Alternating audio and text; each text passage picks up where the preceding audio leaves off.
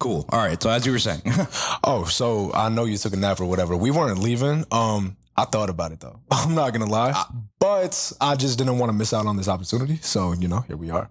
I appreciate you all for staying. If it were me personally, I would have left.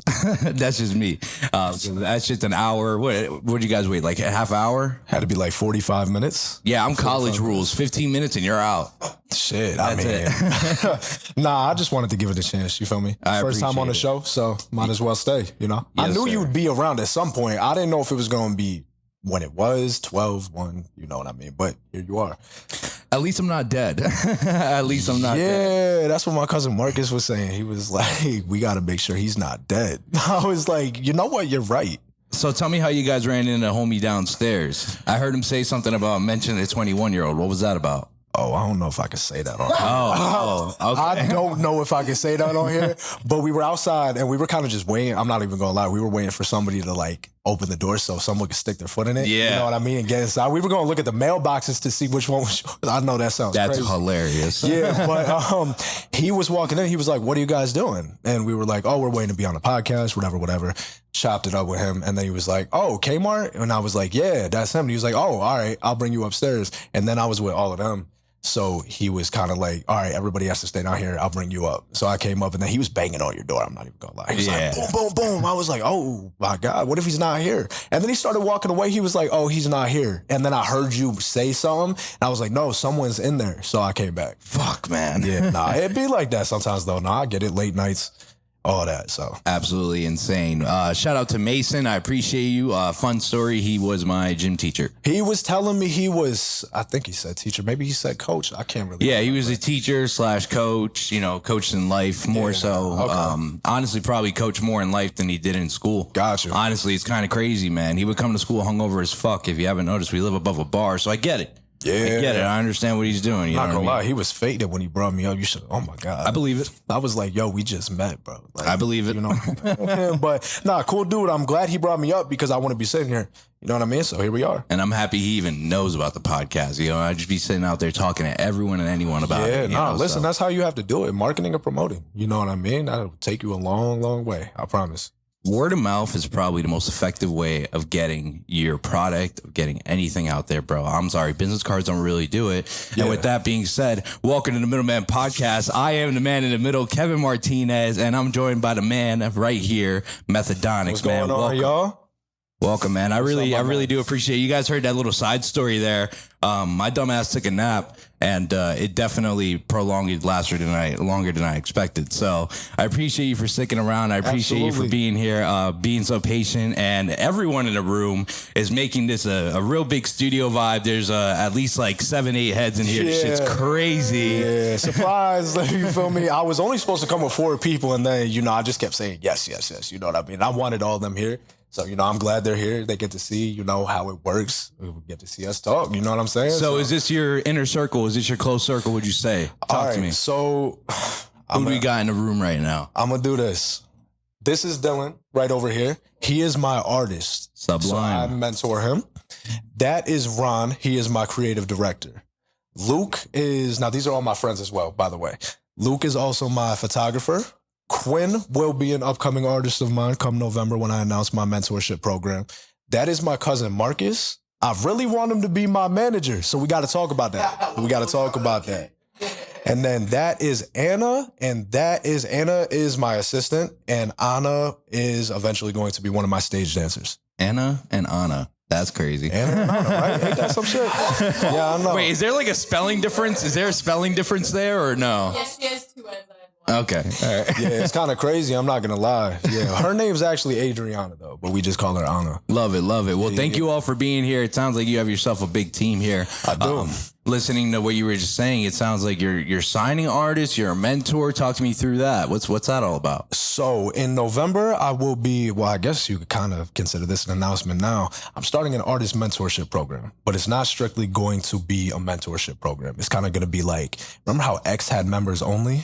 Okay, yeah. It's going to be along those lines, kind of like a family vibe. You know what I mean? We travel together, we make music together, we're family, but it's business, but we also have that bond. You know what I mean? So I will be mentoring select artists. Dylan is my first artist that I will be mentoring.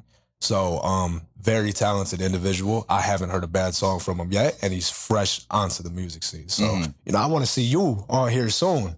You know what I'm saying? We're going to get him all media appearances and stuff, and we're just going to build it from there. It's called Stardom. Stardom. Yeah. Okay, that's wonderful, man. Good for you, trying to give back to the community. Absolutely. Be a part of your people, create a crew. I think that's really, really awesome, man. I talk about it all the time. I test my crew. I test Michael here for being here. We got all the cameramen. We have two cameramen, one audio engineer, and a manager, so to speak. So yeah, you do need that. Absolutely. I was listening to an interview with the Trudy Show. Yes. Shout out Trudy. And I was watching and understanding that, at one point you were like, I used to do it all myself. I did. Right. Yeah. You had that mentality. You had that, if I can do it myself, I'll get there, But then over time, it got a little bit overbearing and you ended up developing a team, correct? Yes, that is very correct. You need that, bro. You need that because it's overwhelming, is it not? Oh, my God. It's bad.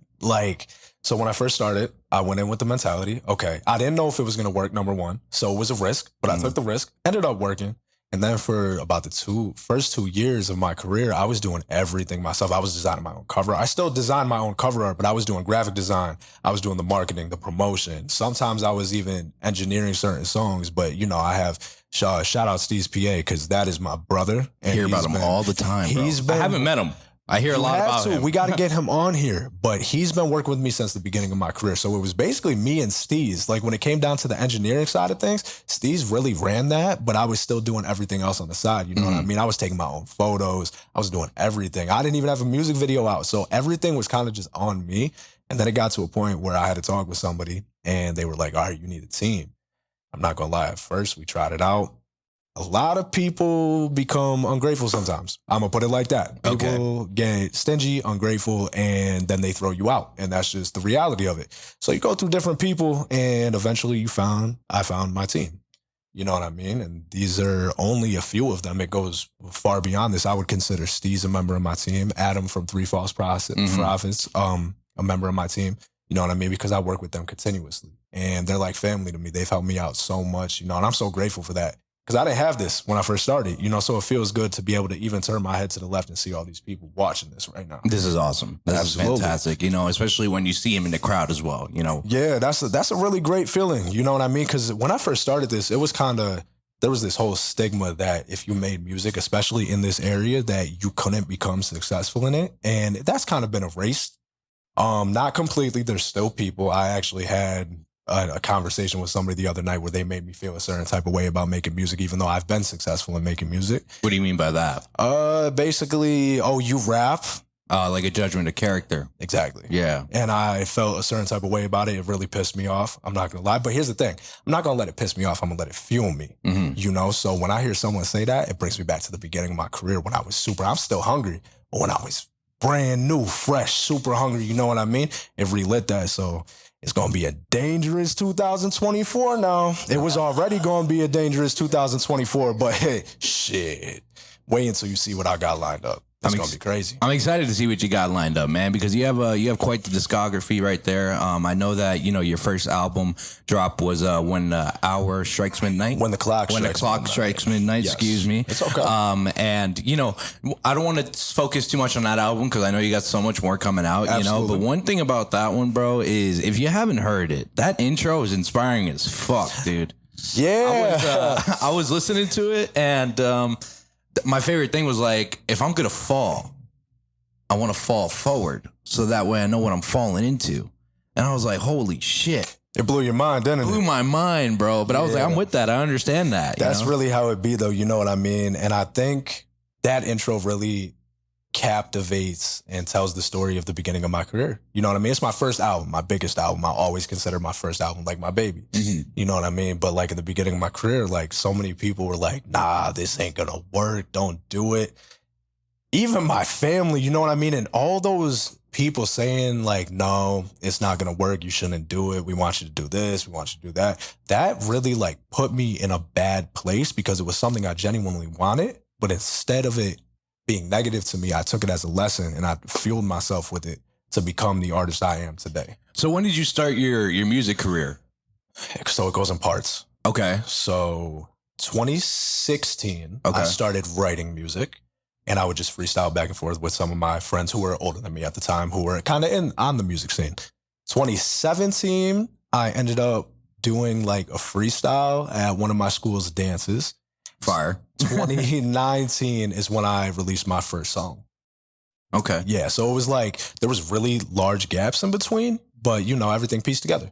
Was it because you weren't sure as if you were to want to do it or not?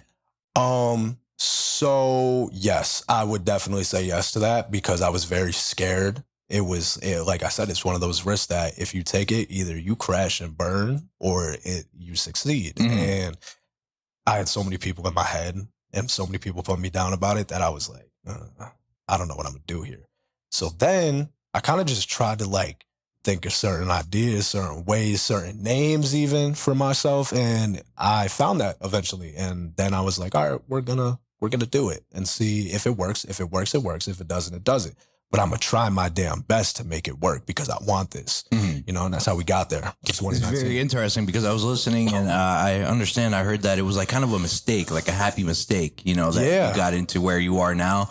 And that's kind of the same thing with me in a sense with this and podcasting. It was not a mistake, but more so something that I didn't think about. Someone suggested to me. Yes. And that's how we got to where we are now. So exactly. And that's why like it was kind of one of those things where there was those select people who were like, okay, there's something here. We could do this. I was recording songs on a laptop in one of my boys' basements. Shout out Luke Perez. Love you, my boy. That is my man. But that's where I recorded my first like 6 songs. I still have them. They're terrible. But obviously it was on a MacBook in a basement. Hey, better than an iPhone recording shit. Hey, listen, I did that too in my spare time. I popped in my wired earbuds at the time, loaded up GarageBand, and I would just freestyle. You know what I mean? Mm-hmm. Even though it was all like, I would consider it whack now. Back then I was like, you know, this is cool. This is different. I'm really trying. And I didn't know there was studios and stuff around. You know what I mean? I was young. I was really young. So I was just getting into it. But I got there, you know, with the pushes from select people. They got me to where I needed to be. So let's just double back around. You know, I know you mentioned a name. I think it's very important. I Googled Methadonix to just check out what the meaning was, definition wise. But, you know, you said you went through a couple names, but that's the one that's stuck. You know, what is it about Methadonix that's stuck? Why do you feel as if that resonates towards you to even label yourself as that when you're on the stage, you know, as a stage presence? Well, the name was an accident. Okay. It was like, okay. A lot of happy accents. Yeah, all this stuff is kind of crazy because, like, if you hear some of these names, like, I used to go by KP3. That was my original name. My second name was Kid Cash, bro. Like, come on. Yeah. If I would have been sitting here right now as Kid Cash, I wouldn't be sitting here. You know what I'm saying? So, and then one day, Methadonix randomly popped into my head. It wasn't a word. That did not exist. My head just created it. And I'm sitting there and I'm Googling it to see if I ever heard it. It didn't show up. Crazy. So I looked at my friend and I'm like, yo, that's got to mean something. I just randomly, it fell into my lap. You know what I mean? He was like, I like it, but I think it's a little weird. He was like, meth? And I was like, don't think about it. The fucking meth in there. Come Yo, on now. that's what I mean. I was like, don't think about it like meth. Like, obviously it has nothing to do with that. You know, people crack jokes about that for a while.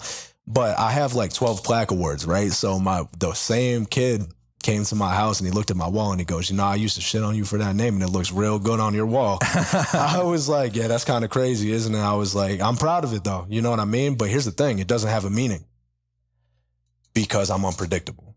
Okay. So it can't have a meaning. So when I look at the term Methadonix, I think, you know, it's a method and it's precise, you know, so that's where I'm going to steal that.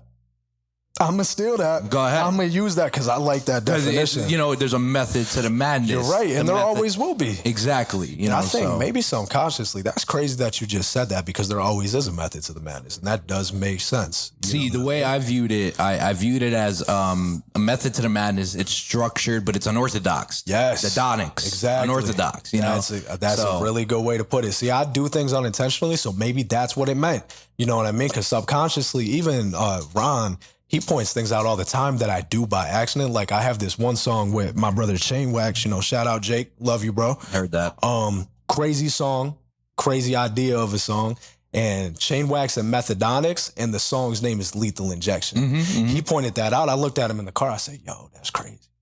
I was like, yo, right? That shit was wild. That song is dope. That song is dope. I do fuck with it. You know, and I was watching some of the B-roll, some of the studio time. You know, you were like, nah, I want this on its own single by itself. That's exactly how I wanted it. You know, because it was I like to say it was an I'm Here song. You know, like you put your chest out, you feel me? Like it's very upbeat, up tempo, and it was fire. I really did enjoy that. Thank you. I appreciate that. So Jake Chainwax is he's fire name. Right? Isn't that a crazy name? So when I was like 14, Chainwax, he's older than me by a couple years. He was already making music. So my cousin Helena put me onto his music back in the day. I was only like 14, 15 at the time. And I'm like, oh, this is cool. You know what I mean? Like, I fuck with this. Then I started listening to it for years, right? So I end up becoming friends with his brother, Evan. And then the one day, I'm home. I'm laying on my bed, and I'm like, yo, I'm going to make a song with Chainwax because he inspired me, right? So next day, I end up seeing Evan. I never see Evan, right? So I'm like, let me talk to him. Sends me Jake's Snapchat.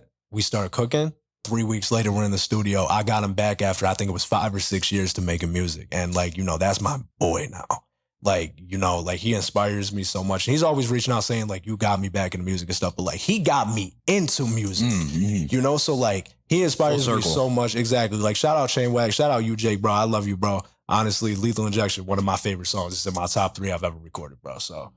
And you definitely did go on a 2023 run, which we want to definitely get into. But before we get into that, just a little sidebar for everyone who's been watching the Middleman Podcast. I appreciate you for being here. I think it's very funny that you and I were just talking about Methadonix and how that wasn't really a term or a word, right? Yeah. So last week I had a guest on the pod, okay? I'm going to want someone in the room to grab that microphone and just give me their opinion as to what they think this means, because I created a word and we're trademarking the shit out of it, okay? Because he called me out like 3 times on it. So the word was diversitility. Have you ever heard of that? Diversitility? I think. It's not a word. It's not a word. Someone pick up the mic. Marcus, come here. Yeah, well, all right. If someone were to pull up to you and be like, yo, you got that diversitility, bro. What are you making about that word? Diversitility? Yes. Your ability to be diverse. Thank you. Holy shit. You got it. On the money. On the money. Perfect. Yeah, man. Yeah. That is not a word in a dictionary. It will be because of the Middleman Podcast. Yeah. That's exactly what I thought. You know, it's the ability to be diverse. Yeah. And everyone's like, diversity. I'm like, no. Oh, that's the word I was thinking of. You're right. Because anybody can be diverse, but only in their own niche idea of what diversity means to them. But when you walk into a room where there's people that you aren't necessarily sure about, but going in there, I'm like, oh, this is the vibe they're on. Let me kind of mold myself to that. That's the diversibility kind of aspect of the thing. So I get what you're saying, King. I fuck with it. Yeah. You know, it was just like, I said, yo, could you use it in a sentence? I got it. Yeah, no, that's fine. I like that. So diversitility, trademark, the Middleman Podcast. So I just thought that was really, really funny little sidebar. No, that's dope. That's dope. I like it's not a word. No, diversity. Diversity is a word that I'm down looking for. That's where you got me. You got me. I thought it was diversity, but diversitility, that's new. I like it. Diversitility, bro. Happy fuck up. Yo, someone make sure this ain't a word real quick. It's not. All right. I did the research. Everyone's like, how do you spell it? Okay, because if we put this online and we're talking about a word that exists, they going to be in the comments like, oh, yo. These guys are uneducated. Yeah, hey, you know, if it does exist, fuck you. That's all I got to say. Big fuck you over here. So, you know, one thing, when the clock strikes midnight, okay, I know that there's a deluxe, fantastic. Check it out. Little side comment. Like I said, I don't want to spend too much time on it because I know you have so much going on after. For sure. So, one thing about that is the voice memos that you had going on. The voice memos. I think that is really, really good and introspective to, you know, the creative process. Mm-hmm. And I think it was brilliant that you added that to the deluxe, I think it was even brilliant to even just pull it out and record it in the middle of a session, you know. So absolutely. So with the voice memos, it was kind of an idea I had early on in the process of making the album. So I like to connect with my fan base. You know what I mean? I like them to see the behind the scenes work. That's why I'll always bring him. We'll shoot little behind the scenes videos, etc. And I've really thought the voice memos could. Honestly, they weren't supposed to be on the album. I was just recording so I could go back and listen to it to make sure I had all the details ironed out for the album. Then I'm realizing, yo, a deluxe instead of just doing it all like more songs, I could give people a behind the scenes inside look at how the album was made, even if it's like 5 voice memos, and I think there's 4 or 5 on the album. So, we threw those on there and they came out good. Some of the audio's a little, it's not mixed master because it's not an actual song. You know what I mean? It's raw, but that's how I wanted it. And that's exactly what I said. I'm like, it's raw, it's real shit. I was talking to my manager about just, who you are, doing my research earlier in the day. And I was like, I really like this portion of the album. And that's what I said was it's real raw. It's like it's uncut, it's unfiltered. Absolutely. And I think that was brilliant, bro. Thank you. I appreciate that a lot. And that's cool that you actually like went through and saw those and listened to those. You know what I mean? Because I was hoping it was different. You know what I mean? Gigi was different. Oh, Gigi was different. That shit. In a good or a bad way? I think it's in a good way, because I know a few artists who tend to get outside of their box. I would say that's not in the realm of your music style. Oh, definitely not. And even the character who you were with, the featured artist. Yes. You could just tell the two are cut from 2 different cloths. Absolutely. It's visually apparent. With the face paint and everything like that. Yep. It's visually apparent. So. Definitely, it's different, but in a good way. Thank you. I appreciate that. That's one of my favorite songs because it's so different. It's fun. It's fun. And the video, like you saw, did you watch the video? You watched it? I was able to like see the B-roll through the Spotify. How it does that. So I don't know if you saw the part where I was in all black. It was like 99 degrees outside. And I was dying. And we were out there for like 5 hours. You're making crazy business decisions. First that, then Bruce Banner, but we're not going to get into that. I know you want to talk about that. Wait, how you know that? How you know I don't want to talk about that? YouTube search, bro. You gotta go through the shit. I'm not going to lie. I hate that motherfucking song. So y'all motherfuckers better stop bringing it up to me because I hate the video. I hate the song. Easy. So one's too hot, one's too cold. Yeah. Bruce Banner, listen, I'll talk about it real quick. I mean, it was an accident. That song was never supposed to come out. You know what I mean? And like I was watching this thing where Tyler, the Creator, hates his one song, Yonkers. Yeah, he fucking hates it. Right? That's my Bruce Banner. Or that's my Yonkers, is Bruce Banner. And I had 7 minutes of my session left. This is 2 going on 3 years ago. We did a freestyle. I had it in my phone for 3 months. And then I wasn't in the studio for a month. And I was like, I need something to put out. So I put the song out. Now everywhere I go, Shawty told me I just thought it was that. Like, bro, I can't stand that song. Like, if people call me Bruce Banner and I'm like, yo. That's crazy. Like, chill the fuck out. Like, bro, because I don't know. Like, personally, at first, like, I started to vibe with the song. Till I'm driving down the street and a car passes me, not knowing I'm in the car next to him, blaring it. And I'm like, yo, at least y'all like it. Because I fucking hate it, bro. Video was fun. It was -2 degrees out. As some of them, they were there. I hated it. I was freezing. I couldn't breathe. I was like, yo, we were drifting a Honda CRV. Yeah, Who the fuck? Gangster as fuck. Hell Gangster no. as fuck, bro. Hell no, that ain't no gangster. That shit was whack. But it was fun. It was fun. Hey. You know what I mean? I just don't like the song. If y'all like the song, I appreciate it. Thank you. But I don't. So please just keep it far from me. That's funny. In the Honda CRV, you do see the CRV, bro. The motherfucker's drifting. At one point, he's drifting behind you. You look behind your shoulder, make sure he's not coming to hit you. I thought he was about to smoke me. I'm not gonna lie. That's why, like, when I'm like that in the video, I thought he was about to foul. I knew. I was like, yo, he thought he was gonna get smacked. Bro, notice. Was anyone driving here? Was anyone here driving? Nah. Fucking Tokyo drifting a Honda CRV? Nah, that was my boy Colin. That was his car at the time. He has a Mustang now, but that was his car at the time. Okay. Yeah. Upgrades. Yeah. I mean, honestly, in the video, like, my head turn is on beat though, so it's like boom, boom. And I'm like, oh shit, that kind of worked. You know what I mean? Yes, sir. But shit. Okay, correct me if I'm wrong. One of my favorite songs that I just kept listening to was the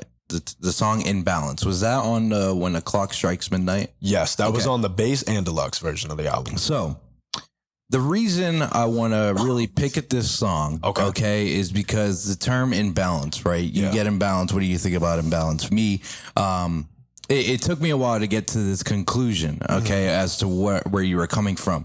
I am a lyricist. I like to digest music and listen to music and understand what they're saying. And I heard through your interviews that that's something that you take a lot of pride in. So I was like, okay, perfect. So this is something that I could really enjoy. So I'm listening to Imbalance, right? And, before we even had this podcast, we were talking about certain things that, you might want to hit on while you're here. And one of the things that you said is you feel like a lot of people don't really know, who you are, your personal life. Is it fair to say, well, let me ask you this. Methadonix and Kelly, are they the same person or are they 2 different people? I think they're two different people. Okay. All right. So there's a fine line. There's a border here that, a lot of people don't know about. But I feel like if you do listen to music and you understand music, you can get Kelly through Methadonix. Okay. Yeah. And the reason I say that is because imbalance. All right. Imbalance, such a strong verbal term. I'm thinking from listening to your music, from understanding what's going on, chemical imbalance, definitely in a mental mind state. That's correct. Going through a lot of, in between these 2 years, there's a bunch of madness up here. That's what I got from you. So yeah. So imbalance does represent the term chemical imbalance. So I deal with depression and anxiety severely. It's been a problem I've had for the past 10 years. And over the years, it's gotten really bad.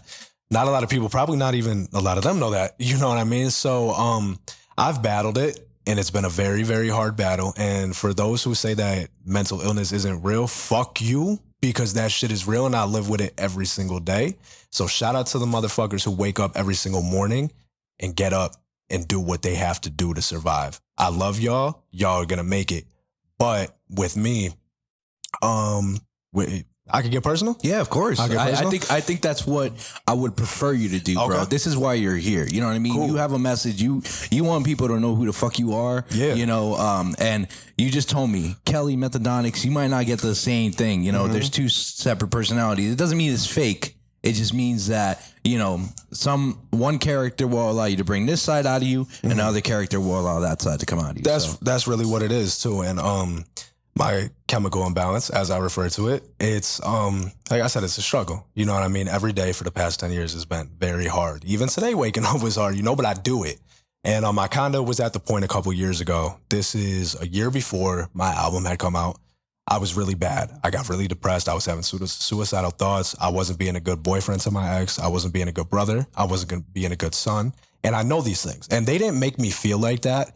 I knew I wasn't, because I know what I'm capable of. I know what I could provide for people, but I knew I was just letting myself go. And a lot of that had to do with a lot of stuff with my family at the time, a lot of disbelief in myself. I didn't really know who I was anymore. I lost myself, and I'd say in the past 2 years, I've lost so much, like, God rest his soul, but like my dad was my biggest supporter, and I lost him right after I started healing from my depression and anxiety. So it was like a reset button. You know what I mean? So like I'm taking losses. My mom deals with substance abuse problems. So there's that, taking care of my brother and sister, taking care of my friends, taking care of my family. And there's a lot of stuff that like people don't see with that. Like if I'm not saying this in front of them, I guarantee at least 4 of them don't know this. You know what I mean? You don't see it. It's not apparent. You don't, because I don't wear a mask because I think it's very vivid that I go through things. And I just don't think people ask. Not that I want them to, you know what I mean? Because sometimes I used to not be good at talking. I couldn't talk about how I felt. I couldn't give people advice. You know what I mean? I used to be an asshole. I'm not going to lie. I wasn't the best person. And, instead of why I made imbalance was because I know there's people out there like that. And I want them to know that they're not the only person that's going through that. So I was like, let me take my experiences. And even though it's not going to be the same experience that everybody's going through, they know the pain. So let me try and relate to them. You know what I mean? And that was one of my most played off the album. So I gave them that. And, I will say now, like my depression and anxiety has kind of gotten me to where I am because I feed off of helping people. And my issues and the things I've gone through in life have given me the tools I need to help other people get through other things. And, me and my cousin Marcus were having a talk the other day, and he said I really need to take care of myself too. And that's the thing. Like a lot of people think maybe I'm conceited, maybe I'm a dick, maybe I'm a player, maybe I'm this, maybe I'm that. That's all like a stigma that, maybe I created myself when I was in high school. You know what I mean? That stuck with me. But a lot of people see me as different now. But there is still those ideas. And, it's not about who views me as that. It's about the people who know I'm there for them and know that if they play my song, they will be okay. And they know that they have somebody, because that's all I wanted. When I first started this, it wasn't about the money. It wasn't about the clothes. It wasn't about anything like that. It was about me giving back and helping everybody who needs help, because I was the person who didn't have help. So now I want to be the person that everybody could look to and be like, okay, I got him. Even though I don't know him, it could be somebody that listens to my music in London, England. They don't know me, but they know my story, and my story helps them. You know what I mean? So I don't know what idea everybody has of me. Certain people have certain opinions. That's okay. But I know who I am at heart, and my people do too. And so do the people who listen to my music. Have you ever gotten any fan mail, with a direct response to a song that, they were like, I really appreciate because I needed to hear that? Yes. And I don't talk about it because, like, obviously that's their personal business. But, I'm sure they wouldn't mind if I shared their story. But this one girl had sent me a letter, and I might cry. I'm not even gonna lie. That shit was crazy. She basically was like, I played your one song and like it saved me. She was like, I was gonna kill myself last night, and I put on your music and like, that shit, like, that hit me. Yeah. You know what I mean? I'm not gonna say who it was, but I'm trying to fight back my tears. I'm so sorry. No, you're good, bro. I actually prefer you to cry. But it was like she was saying thank you to me, and I was like, damn.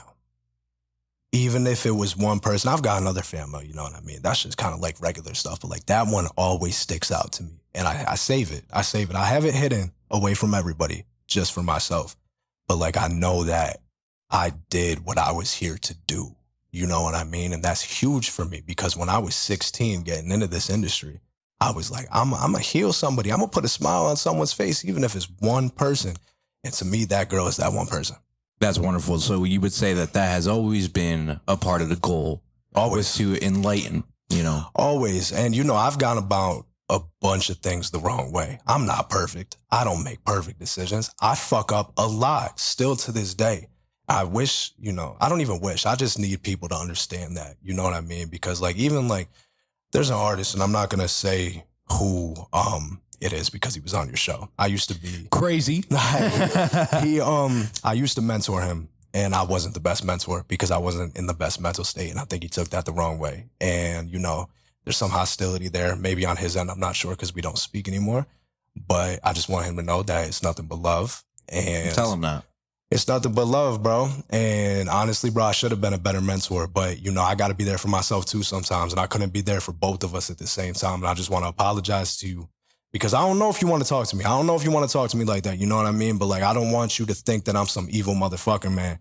Because I'm not. I only want to see you shine. You feel me? And like I'm a good person, but I'm not a perfect person. And I think more people just have to understand that. You know what I mean? Not have to. I think they should. Mm-hmm. Because I'm not like, that's who Kelly is. Like Kelly is like a fuck up and then you try and work on it to fix it, And that's crazy, bro.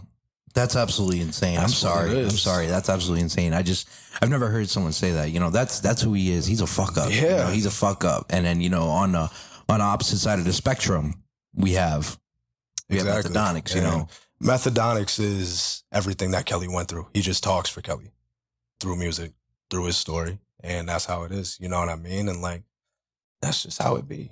That's some real shit. Cousin, you got something to say? I think he does. Thinking about it. Hold on. So even as you're speaking on the idea of mentoring somebody and realizing that you weren't in a position to be the proper person that they needed to facilitate it, but being a man in this situation and apologizing for that, is the biggest thing. Yeah. Like, we're human, man. You don't have to be perfect, but you do have to be able, like we just spoke outside. Mm-hmm. You have to look yourself in the mirror. And if you're not the person you thought that you were, that's perfectly fine. But that's up for you to decide. Absolutely. And then what are you going to do after that? To not even, I won't even say rectify it, but just keep moving forward. You're like right. you said, it's not up to them to say, oh, I'm okay with Kelly saying, oh, I fucked up. Mm-hmm. It's up for them to put the ball in their court and decide what they need moving forward and also being that person for whoever else is coming after them. So that shit was beautiful, man. Like, I appreciate that. If you keep moving with that mindset, Kels, whether it's the music aspect of it or whatever the case is, I think that you're going to have a very bright life just in general because you're able to be self-aware. Thank you. And that's just what it is. That's human nature, man. I think a lot of times as humans, we create a villain in our story because we need that. We need somebody to blame. But I think right now with you saying like, nah, nigga, it was me. It was. What's that Taylor Swift song? It's me. Hi, I'm the problem. It's me. I fucking hate that fuck song. Taylor Swift. Nah, fuck Taylor Swift, bro. I hate that but song. that song is true. Oh, he said fuck Taylor Swift on the podcast. Oh, shit. Fuck Taylor Swift. Oh, you said it too. Big fuck Taylor Swift. Shit, y'all right though. It's me. Y'all right though. Hi. I'm the problem. I'm the problem. Yeah, you're the fucking problem. Yo, she been the problem since 2006. Yes. What the fuck? Oh my God. I can't hear about Taylor Swift one more time. I'm trying to watch the NFL and I see Taylor Swift. Yo. What the fuck? But back to that, no, self-awareness, is the key. Like, if I wasn't self-aware, what would I be? I have to be able to own up to the shit that I've done. And the shit that I still do, I'm not perfect. The way I talk to people isn't perfect. The way I go about things isn't perfect. But, you know, I'm trying to get as close to perfect as possible. And it's going to take me time. I just need people to understand You'll never that. get there, but... Hell no, I'm not going to get there. I'm never going to be perfect. I'm always going to have a flaw, but you know what I mean? That's beautiful in itself. Because you don't want to be... Who the fuck wants to be perfect? You don't got to work on nothing if you're perfect. Hell no, I like to work. I like to work on myself, and I like to be a better person. I want to do that till the day I'm not on this earth no more. Absolutely. I love that. Yo, cousin, why are you not a manager, bro? What's up with that? See? You gotta be a manager. Yeah, pick that mic up. Pick that mic up. There's a relationship here. Obviously, it's family. You know what I mean? But Yeah. hold on, like, yeah. You know, the tricky part is, I think, you know, first coming into it, I was an artist. You know, I still do make music now to the at this point, but I think the thing that I noticed in Kelly that kind of made me want to help is kind of what he's saying. You know, I wanted to be that person that I didn't have when I was trying to come up. You know what I'm saying? So, you know, trying to figure out studios, trying to figure out how to promote all that shit was foreign to me. And then when I'm trying to go out there and find the answers, niggas didn't have them. You know what I'm saying? You know, so it's like I kind of just did things and made a lot of mistakes. But in those moments, music for me, you know, it was that outlet. It wasn't, I didn't do it. I mean, the reason why I started was I tripped one time and just saw myself with a microphone, and in my head that registered as making music. So I went on this whole journey where I was like, yo, I got to get this going. But as I'm trying to, the people that were around, they weren't necessarily seeing the vision that I had, and it disheartened me. You know what I'm saying? So it's like whenever I see somebody, if Kelly was in here rapping some fucking Lil B shit, I'm going to support him just based off of that. And no disrespect to Lil B, because I do fuck with him. But at the end of the day, just because of his energy, when I watch Kels, man, he is so diligent about game planning. Hey, yo, Mark, like, I need you to record this verse because I'm dropping this song for February. My nigga, it's October. What the fuck is you talking about? There's a method. There's a method. Like, right, Methadonix, you know what I'm saying? Like, he's very meticulous about what he does. And I think when you see somebody like that, whether he was become the next great thing when it came to music or whatever the case is, I knew that I wanted to be a part in that. So I think now moving forward, I think we spoke about this earlier too, where it's like a lot of people have an idea on a blessing. You know, I want something to change in my life. I want this to happen. But when it comes in a different format, you're like, oh, well, that's not the way that I thought it was going to. So I kind of shun away from it. You know, for me, I would love to be the person on stage that I saw that one time on that trip. But maybe the blessing is showing me, yo, there's a different way to go about it. Yep. So, you know, even him mentioning the manager stuff, that was something that when I first started talking to him, I was like interested in, but I don't know how to go about it. But I do know that there were certain things that I was lacking when I was coming up. So if I can fulfill that, like, yo, Kels, have you performed? Have you done this? Have you do that? Do you know this person? Do you know that? And just trying to connect those dots a little bit. And it makes me happy. You know what I'm saying? Like I said to him before, you know, I showed him some music and he was fucking hyping it up. But I told him, I was like, yo, I didn't write this until we reconnected. Like, I was in writer's block for the past year and a half. But I think in that moment, linking up with him and seeing his hunger, it lit something in me. And like I said, I'm now back on music making mode. But even being in this moment with him talking the way that he is and just realizing, oh, Marcus, like, because you have this access that you were using as an artist, nah, nigga, you can foray this shit into something completely fucking different. You didn't necessarily know. So there's some things I have to learn. So being a manager would be pretty fucking cool. You're hired. That's what I'm saying. That's what I'm saying, bro. Come on. Don't let him fool you. That song he showed me in the car, bro. Oh my God, bro. Oh, they ain't ready for that one just yet. They ain't ready. I wasn't ready. I heard that shit. I was like, yo, what the fuck? He can be a manager and an artist. Something like that. You know, I'll say this though, man. You know, for me right now, I'm just kind of taking it day by day. Whatever happens, kind of happens. And I do appreciate this. Even sitting here listening to this nigga talk right now, I'm like, yo, bro, you're such a grown up dude. I remember when this motherfucker, man, when like he used to play with like, don't air me out. Nah, I'm about to. I'm about to. Like when he was a youngin', like it's my real cousin. You know what I'm saying? So like, You used to play with choo-choo trains and everything. Nah, whoa! Be careful. It's Thomas the Train. Not even just play with the shit. He had the video on the screen. He had the train track going. He had all the Thomas engines. Like that was. We're being serious right now. Oh yeah, I had them lined up perfectly because I have OCD. So like I've had it my whole life. Oh my God, it's crazy. Nah, he switched up, man, and it's beautiful to see where he's at now. You know, thank you, cousin. Thank you. Yeah, hell yeah.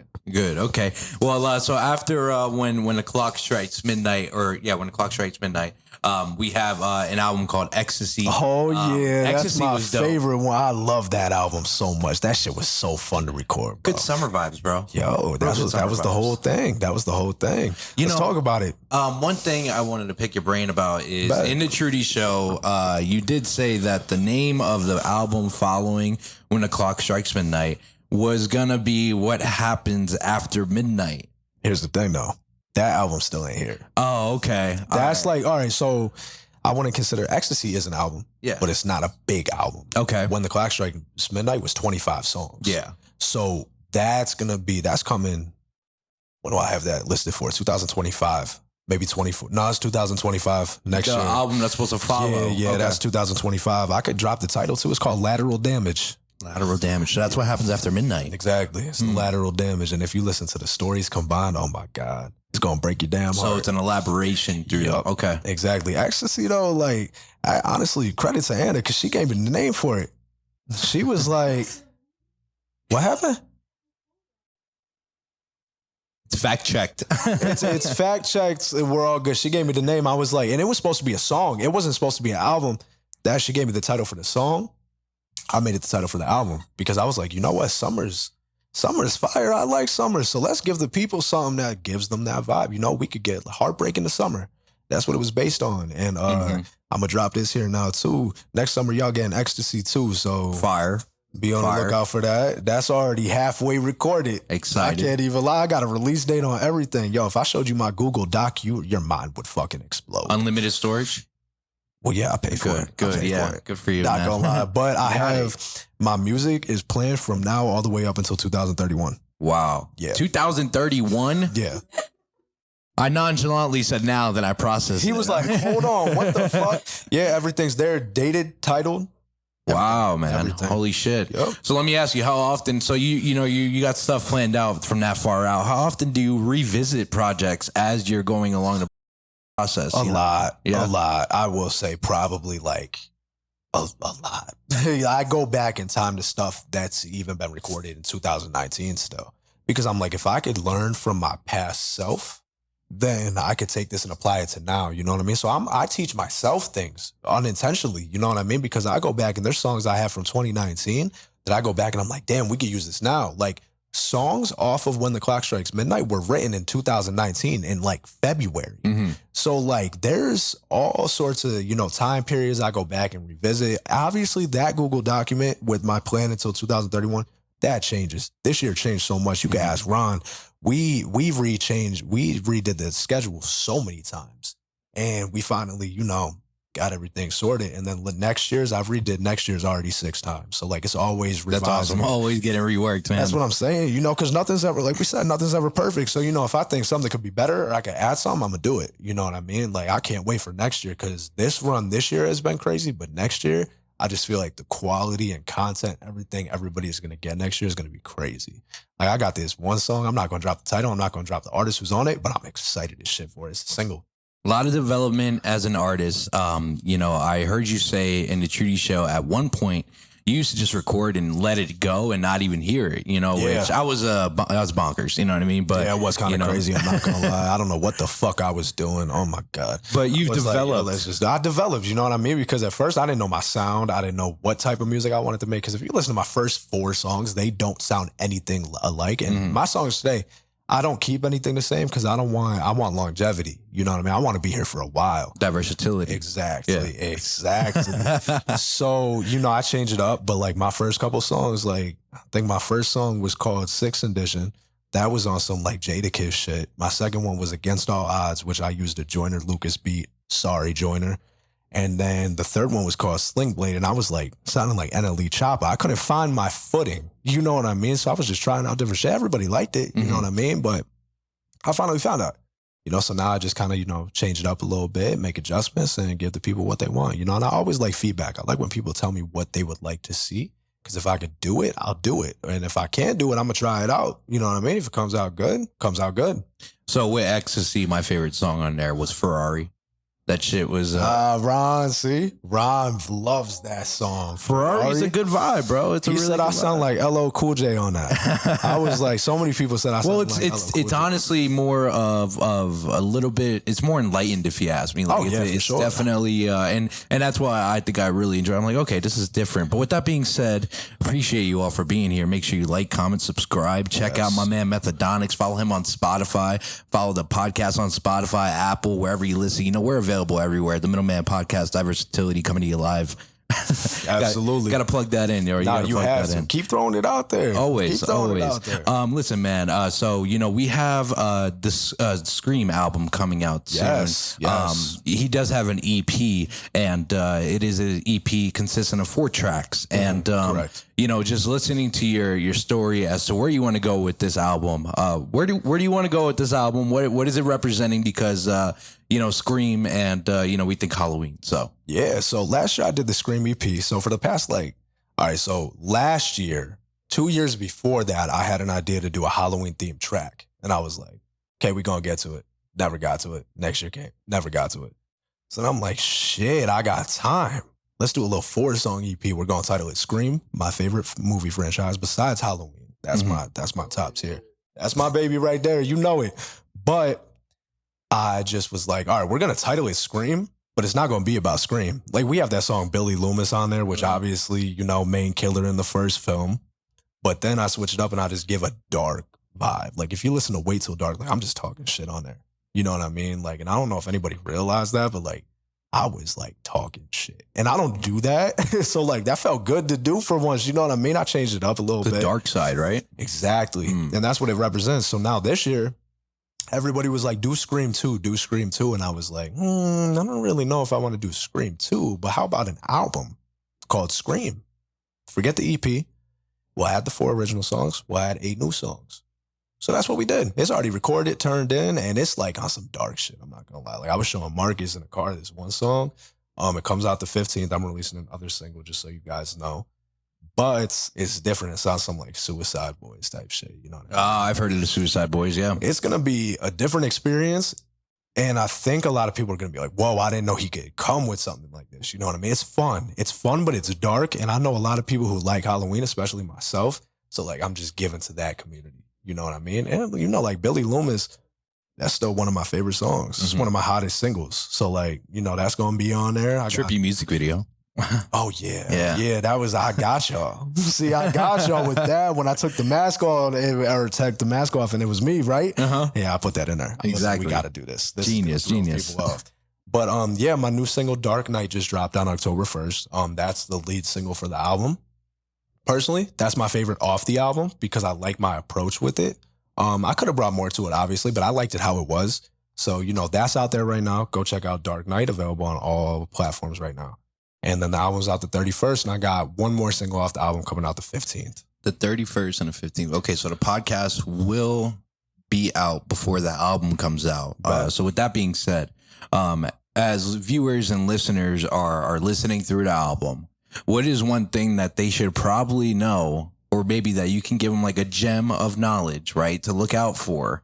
Because, not everyone listens to music. Let's say we listen to the song, right? I listen to the album. First time through, I'm digesting what I'm supposed to digest. Yeah. But if you were to give me a little tidbit as to, hey, man, look for this, look for this, maybe a common theme throughout the album. Is there anything like that throughout this album? Look for a story. There's a story in there. Okay. But you're not going to catch it the first listen on the album. You got to really listen. It's dark as fuck. Figurative story or? Yeah, I'd say so for the most part. Yeah. But like, if you listen to it and you connect every single song, you're going to be like, what the fuck? It's like, damn, I kind of want to say what the story is. I think you should, bro. Why not, bro? We got a few minutes here, bro. Send them off with some knowledge. If y'all listen to the album, it's dropping on Halloween. It's a Halloween themed album. So it's about it's a horror movie. The album is a horror movie. This is Halloween. Exactly. Thank you. I appreciate that. But yeah, the album's a horror movie. You just got to put the pieces together. I created a movie within music. Ain't that some shit? Mm-hmm. Nobody knew that in this room. Y'all know that? Exactly. Now we all know, man. Now we all know. So there's that. It's a horror movie. It's got a plot. It's got characters. It's got everything. You just got to really sit down, listen to the album, and piece it together. I think there's certain people that are really going to do that, and I think they're going to like it because I love this album so much, Good. I'm excited to hear it. We're definitely getting into 2024. Yes. You had a 2023 run full of singles. And is that how you prefer to operate? Would you rather drop singles as compared to albums, or it's kind of a preference depending on the song and what's going on? It depends on the songs. I mean, certain songs have to be singles. Like my single Stick Up, that couldn't go on any of my albums. Love that song. It's on some X and Ski Mask 2017 shit. I guess it depends. I prefer projects though, but I just have so much music that like I gotta give singles. Where does most of your inspiration stem from when you make music? You know, because let's go back to, you know, when the clock strikes midnight. I know someone was talking to you in one of those tech notes about writer's block. Yeah. You know, writer's block. So where does most of your inspiration come from when you're writing and creating music? Probably the people I idolize, and my father. Definitely. My dad used to give me so much good advice, and every time I would record a song, I would send it directly to him because I wanted feedback. He loved music so much, you know what I mean? So now I do that with a lot of people. I send it to them unreleased. I'll be like, how do you feel about it? Such and such. But I definitely say, yo, 50 Cent. Shout out 50 Cent because that motherfucker's the reason I do music. You know what I mean? Him, obviously, Tupac, like the greats like Tupac, bro, I love Tupac. Like, I used to write poems in high school because I fucked with Tupac so much. And I have this one book. It's called The Rose That Grew From Concrete, and it's all his poems written in it. You know what I mean? I have 3 copies of that. You know, why the fuck I have 3 copies of that is beyond me.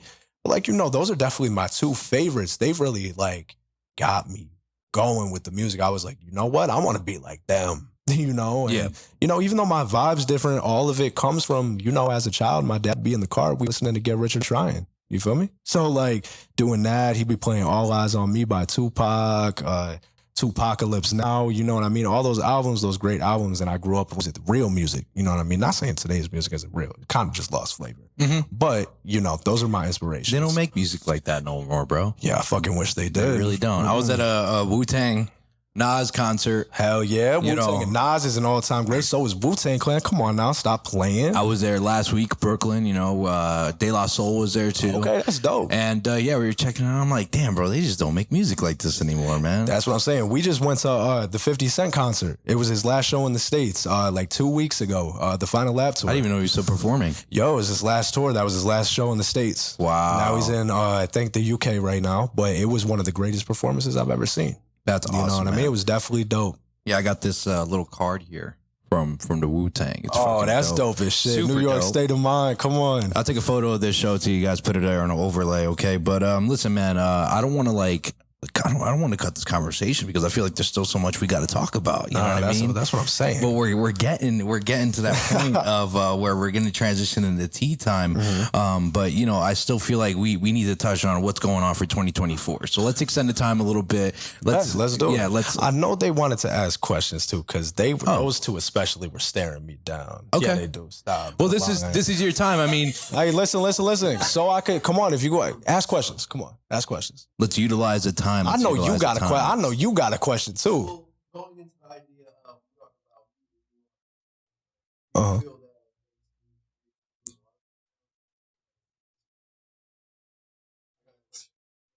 Oh shit! All right. So the question was, as to whether or not music, you know, they don't make music like that anymore. Is music getting watered down, or is the listener too lazy? Elaborate. my idea of lazy is just Grab the microphone. Thanks. I can't really hear. Yeah, I can hear it, but I can't hear it. Because I feel bad because right now people aren't going to be hearing they what can't you're hear saying. it. No. All right. So my basis of it is just like I said, is it more so the creator has gotten lazy or has the listener just gotten used to one specific style of what it is? Well, I It's feel McDonald's. Yeah. That's a toughie. All right, so I feel like it's both. Yeah. If you want me to be honest, the creator, obviously, there's a lot of music that sounds so similar nowadays. You know what I mean? Like, you listen to, I'm a using artist. I don't know if y'all like him. I like him personally, but the baby. All his songs sound the same, bro. Yeah. Since 2019, when that nigga came onto the fucking industry. Yeah. Like, yo. Well, think about. We'll say this because the baby is yes, but I think he's easy picking fruit because I do think he could rap his ass off. I think when you catch him freestyling, it's like, oh, this nigga is one of them ones. But once again, it goes into like, all right, but what does my crowd want to hear? And then also on top of that, think about Rod Wave. I'm like, yo, why is this nigga always sad? Like, I'm sorry. I'm sorry. But if I got that bag, yo, nah. You leave Rod Wave alone. Nah, Rod Wave. You know what's crazy? Yo, so yesterday, Jazz had me on the fucking, when I was driving in here. She was like, yo, checking out Rod Wave. I was like, yo, that nigga's too sad, man. I can't fuck with him. But I listened to him, and there's songs where he's stepping outside of it. Yes. But I'm assuming they're not going to be the ones that pull people into it just based off of the fact that he is his main like niche is making motherfuckers think about like, oh, I'm looking in the mirror. I'm feeling bad about it. My friends aren't. That's there. My NF. There. You know NF? Oh my gosh, exactly. Bro. I'm not a fan of NF, bro. I'm sorry. I just can't. Like Eminem. His shit puts me in. I will say he makes good music, but like I can't. That shit hurts. You feel me? I'd be so mad, bro. I went to an NF concert and I walked out. Oh my God, really? Well, I went to a Logic concert and he was opening. Okay, and this was a Logic concert. I'm a big Logic fan. LOGIC, this is who I be. Shit. LA, where I'm at. MV, all I be. All right, hold up, because now you about to open up Pandora's box. What Logic are we talking about? We talking about earlier Logic or Logic Race? Don't give me that. No, Don't King, give me it's that. the Don't fact. give me that. I don't want I'm out of this one, guys. Yeah, keep me the fuck out of this. We'll talk about that later. All right, yeah. That's for after the show. We ain't fighting on camera. Listen, shout out Logic. He a good artist. I just think he a little whack sometimes. No offense. No offense. And don't get me wrong. Not every song he puts out is a fucking banger. That's true. That's true. That's true. You can open Pandora's box right now, but like, no, man. I think that like even theoretically, like if you're coming into the game, right? Yeah. A lot of people say they're doing this just based off of the fact that like, oh yeah, I just have this fire. This is what I want to do. Okay. That's my nigga. You want to make money off what you're doing. So if you want to make money off of what it is you're doing, then you go into the mindset of the capitalism aspect of it, where it's like you're gonna make music that people are gonna be more inclined to want to make. Mm-hmm. Now, I think that's the tricky part because I think truthfully, you should always stand firm on what it is, especially if you're an artist that is creating from your own perspective. Yes. But like I said, if you are doing this, like I said right now, Kels, it's like, yeah, we're doing all this shit, but you're promoting because of what? You want people to listen. Yeah, so you're going to make things that are going to be more tailored to what people want to listen to. Yes, you know I agree with that. So I think that's the issue that we're having now with the idea of, I think I said that to your homie Ron. He was playing some random early 80s boom bappy kind of thing. Mm-hmm. Like, nobody knows about this, but that's why hip hop is dead right now. Because we've gotten away from the core of what it is. Wow, I agree. Hip hop's a counterculture. Even though it's pop culture in today's day and age, it is a counterculture. So if you're making things that people want to fucking hear, you're missing the mark. I agree with that. Brilliant. I agree. You said it. Nah, you answered the question. Yeah. You answered the question. If you want me to be honest with you. You answered the question for us, bro. You posed a question, you answered the question. No, for real. That was good. I needed to hear that because he said it just how I would say it. So that's perfect. You know, shout out you, cousin. No, it's okay. You gotta. We got another question here. Word. Let's see it. All right, so kind of going back to what they're saying, but this is more one like Kelly. Here, you gotta like. Can you hear me? Yeah. All right, so this is more like just for Kelly's complete answer because I know a lot of artists. I've seen a lot of things of artists saying like they make music for a year, 2, 3 years, 4 years, whatever. They run out of bars, they run out of flows, they run out of beats to find whatever. Kelly's been making music for a long time. He knows what he's doing. Like you heard him say, he's got music prepared up to 2031. Nobody else is doing that. I promise that. That is kind of Kelly crazy. inspires me. I love making music. I started making music because of Kelly, but I want to ask Kelly. I'm sure a lot of artists want to know. How do you find new flows? How do you get the new bars? How do you get stuff so people keep listening? Like, how do you get people to come back? Like, you got everything. You got the merch. You got marketing. Yeah. You got what you need. But, you know, people do get old music like they were saying. You know what I mean? That music isn't the same anymore. Music isn't the same anymore. Everybody knows that, right? Yeah. So what are you going to do to make your album stand out from other people? Like, you know what I mean? Lil Baby's got 20 million listeners, all that stuff. You know what I mean? What are you going to do to get people? I think the difference between, I can't say all artists that separates me. It's more so the stories I tell, because I have the ability to tell one story in 20 different ways. That'll sound different and sound like a completely new story. Mm-hmm. So I do that a lot. As for rhythm and flow, that's endless. You just create that. You create that. That's like, I don't want to hear nobody say, oh, I did music for 2 or 3 years and then I lost creativity. You lost creativity because you got fucking lazy, bro. You got lazy. And I'm sorry, like, if anybody, like, you know, if y'all are doing that, so be it. That's not me. But you don't lose creativity, bro. I create, like, certain flows I'll keep the same, but you notice how many flow switches I have in a song? You know what I mean? So sometimes it's just consistency. You got to just keep creating. That's all it is. And I'm sorry, but like that whack ass shit about, oh, I made music for so long and then I lost my touch. You didn't lose your touch, nigga. That's my answer to that. You didn't evolve. You didn't evolve. You didn't grow with the times. You didn't grow with the industry. You know, there's always, and I'm so inspired by other artists that, like, you know, you hear all these flows of these mainstream rappers, Lil Baby, the Baby, all the babies, right? And there's a shit ton of babies out nowadays. There's a shit ton of babies walking around this motherfucking planet, right? But here's the thing. They bite flows. And I'm not saying bite and flow. You could do that. If you're inspired by a flow, take it, adapt to it, Exactly. That's what I'm saying. That's what I'm saying, bro. You know, this is, don't get lazy, you know, because I could have gave up music my second year. Because by my second year, what I have out, like 8 songs? You know what I'm saying? So it's like, I could have been like, oh, I'm done with this shit. You know, I'm lazy now, whatever. But I'm not. You know what I mean? It's all about, you know, you just got to be consistent, keep pushing, don't give up on yourself, please, and just, you know, be creative. You know, even if sometimes I went on a 6-month hiatus like 2 years ago, I didn't drop nothing, I didn't write nothing. I needed to rediscover myself as an artist, and that's what I did, you know, and it opened so many more creative doors for me. So that's my answer to that one. My brother, Ron, do you have you have a question? We have time for one last question. Oh, whose question is more important? We can bring it into tea time too. We could bring it into tea time. Bring it into tea time. Yeah, too. so you want to come first, and then you guys could ask during tea time.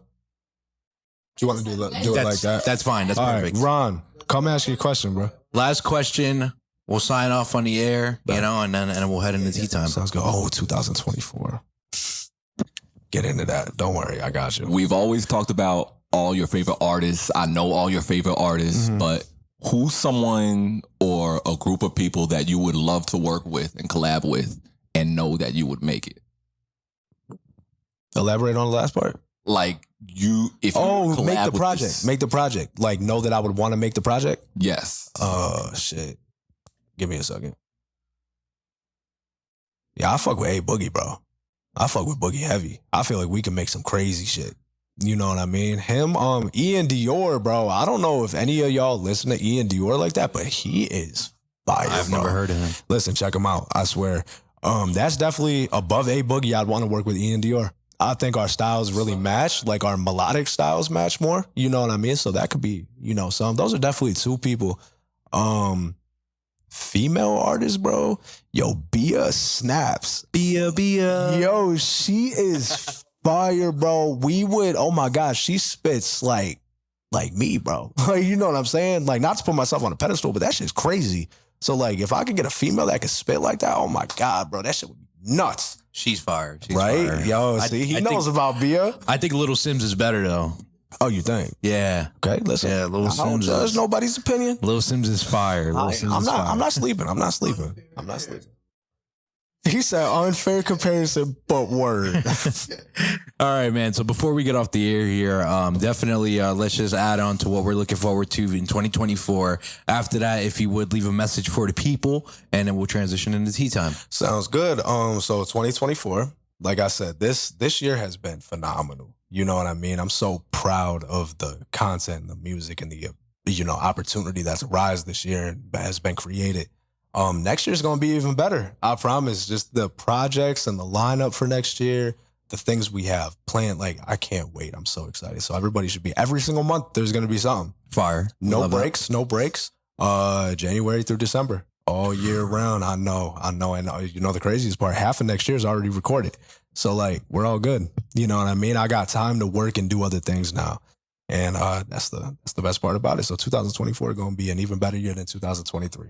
Congratulations, man. We're definitely looking forward to it. I know it's going to be a year full of a lot of work, you know, all around. You know, you got the music platform you got to work on. You got the social media platform you got to work on. You got, I get it, man. There's a lot of work, man. It's a lot of work, but you know, I'm willing to put in that work. You know, I've been doing it for almost half a decade now, so I might as well just make it, you know, another 10 years. Come on now. You know, 10, 15, 20, I'll be in this motherfucker as long as I could, you know, until the day comes where I'm finally like, all right, we did everything that we set out to do. You know, but I'm not anywhere near that point, so y'all ain't getting rid of me yet. Love that. Is there anything you want to leave for the people before we get off the air here? Yeah, y'all, you know, I appreciate all of your love and support through these past 5 years, and it really does mean a lot to me. And I don't want you guys to think that that's some cliche bullshit that I'm just saying it, you know, because I really mean it, you know, even to the people that, you know, this is going to sound crazy, but like the people that hated on me and said I couldn't do it, like, I love y'all too. Because y'all are more of the reason that I'm here than the people who always supported me. Because y'all kind of, you know, gave me that kick in the ass. You know, like, you ain't going to do it. And I turned around and I said, motherfucker, watch, I'm going to do it. But another thing I want to say is, like, don't give up on yourself, bro. Take that risk. There's a lot of risks that people are afraid to take in life. And I want you to know, if you take that risk, oh, you're going to be good. You're going to be good. As long as you put in the work and you believe in yourself. I know that sounds cliche too, but maybe the things that people have been telling you your whole life aren't really cliche because, I took advice from a couple people who believed in me and I ended up believing in myself. And, look at us now. So, I love y'all. Thank y'all for tuning in. And, Scream's coming out soon. So be on the lookout. Methadonix, the man, I appreciate you being here, brother, man. Thank you so much. I appreciate you having me. It's been a pleasure. I'm so grateful that you guys stuck around. Thank you for that. I really do appreciate that. We weren't going nowhere. Don't worry. But with that being said, everyone, we're going to transition into Tea Time, not brought to you by, but inspired by Arizona Iced Tea. I am the man in the middle, Kevin Martinez, signing out. Peace.